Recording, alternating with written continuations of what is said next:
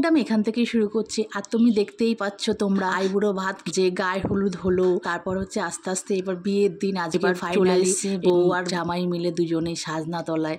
তো পরের চারপাশে ঘোরা হচ্ছে, এখানে শুভদৃষ্টি হবে। আর বর তো অধৈর্য হয়ে যে তার নতুন বউকে কখন একটু চোখে দেয়, এই নিয়েও আমরা খুব হাসি মজা করছি। আর সাত পাক ঘুরতে ওর মনে হচ্ছে অনেকটা সময় চলে যাচ্ছে। এই সময়টার জন্য ওরা অনেক দিন অপেক্ষা করেছিল, খুব ভালোও লাগছে। এবার সময়টা হচ্ছে মালা বদল করার, সাজনাতলায় চলে এসেছে। আমি মজা করে বলছিলাম বর বড় না বউ বড়, তোমরা দেখতে থাকো, খুব মজা লাগবে। আর এই দিনটা প্রত্যেক মেয়ের জীবনেই আসে, এরকম মজা করে থাকে সবাই।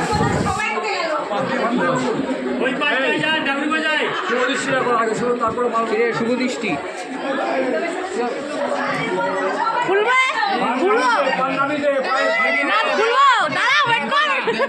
একটুখানি ভরো দাদা,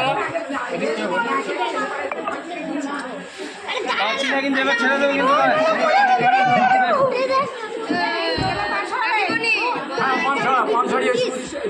এবার তাড়াতাড়ি কর, নয় সত্যি ফেলে দেবে। পান্ডা নামারও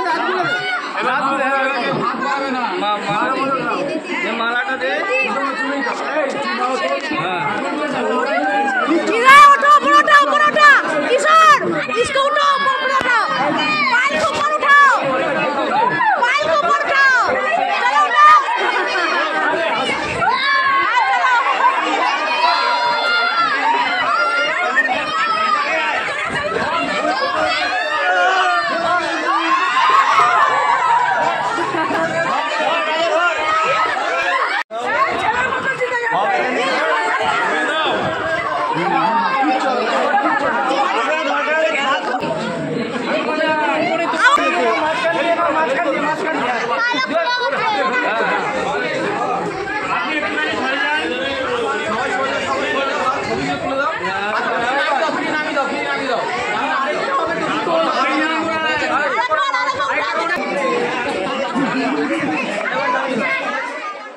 তো তোমরা তো দেখলে যে মালা বদলটা হলো, মালা বদলের সময় যে কত আনন্দ হলো, চটি এনজয় করেছি। তোমরা দেখো এই সময় হচ্ছে আবার অপারেশন করে নিচ্ছিল, মানে ছবির ওপর ছবি। সেদিনকার মনে হচ্ছিল ওরা যেন সেলিব্রিটি, আর আমাদের যেন মনে হচ্ছিল চারদিকে still camera, video camera, mobile camera. ওরা দেখো কি সুন্দর পোজ দিয়ে ছবিগুলো তুলছে।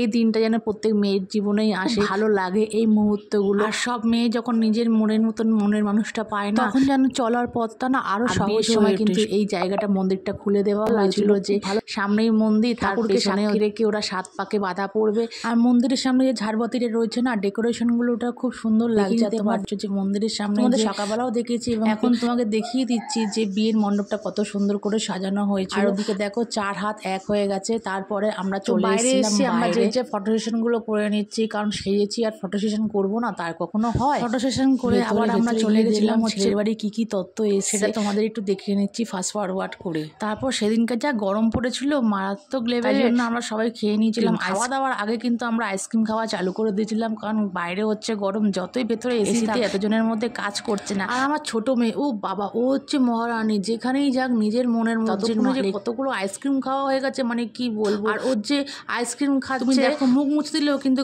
মুছবে না, নিজেই মুছবে। হচ্ছে নিজের মধ্যে মালিক, ওকে নিয়ে আমি পারি না, মানে কি বলবো। যত বলছে আইস খাওয়া, কিন্তু সেখানেও আইসক্রিম খেয়েই যাবে। ওকে বড়রা বলছে আয় মুছিয়ে দি, তাও মুছবে না, নিজেই মুখ মুছবে। এমন ভাব দেখাবে যেন ওনার সব কাজ একা একাই করে।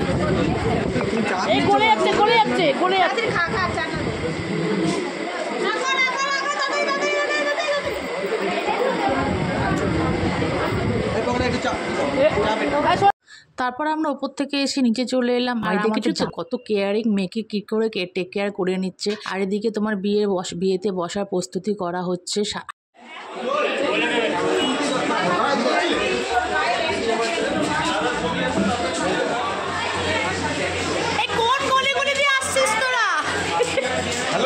আর এদিকে এত আগুনের তাপ উঠেছিল না, শেষ কি হয়েছিল, মণ্ডপের বাইরে দিয়ে ওদেরকে ঘুরতে হচ্ছিল, কারণ খুব লাগছিল আর গরমে পড়েছিল। জায়গা পাশে না ছোট ছোট লাগছিল আমাদের কাছে। আর বিয়েটাতে এনজয় করছে মনে যেন আমার ছোট বাচ্চারা। দেখো কি সুন্দর বিয়ের সামনে, মণ্ডপের সামনে বসে আছে, চেয়ার নেই ওরা।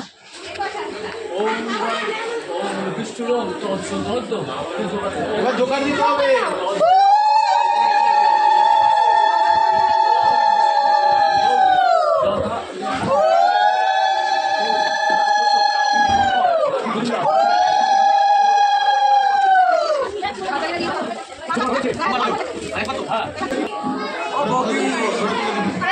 ফাইনালি চলে এলো সেই দিনটা, সিঁদুর দান হয়ে গেল, কাছে বেশি দামি হয়ে উঠলো। সিঁদুর পরে কিন্তু ওর মুখটা যেন আলাদাই লাগছে, হলো লজ্জাবস্ত। বিয়ে করার পর বাড়ির শাড়ি দিয়ে আমরা বলি লজ্জাবস্ত, আর ছেলের মুখে হাসিটা মানে সে তার কমপ্লিটলি লিগালি ভাবে তার নিজের বউকে আপন করে নিল সিঁদুরটা পরিয়ে। যতইবার রেজিস্ট্রি হোক। আজকের ব্লগটা তোমাদের কেমন লাগছে আমাকে কমেন্ট করে জানাবে। ও আমার ব্লগগুলোকে শেয়ার করে দিয়ে পাশে থাকবে এবং ইউটিউব চ্যানেলটাকে তোমরা সাবস্ক্রাইব করে দেবে এবং লাইক বাটনে লাইক করে দিয়ে এবং কমেন্ট বাটনে কমেন্ট করে আমাকে জানাবে। ফেসবুক পেজটাকে কিন্তু ফলো করে দিও।